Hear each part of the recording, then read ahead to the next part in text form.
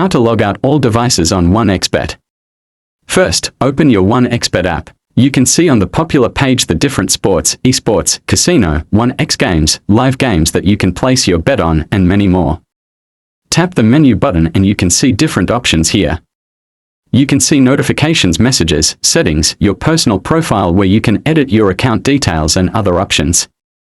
In the other button options, you can see financials, bet constructor, bet slip scanner, notifications, customer support, infos, etc. Click the settings button and you'll see the account settings, security, bet settings, app settings, extras, and about app. Scroll down until you find the log out of account option. Click log out of account and you'll see 3 different options such as log out without saving login details, or cancel. If you choose the logout option, you'll be logged out of your account, but your login details will still be safe.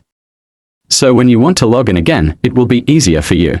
But if you want to log out your account on your device, then click the log out your account without saving login details.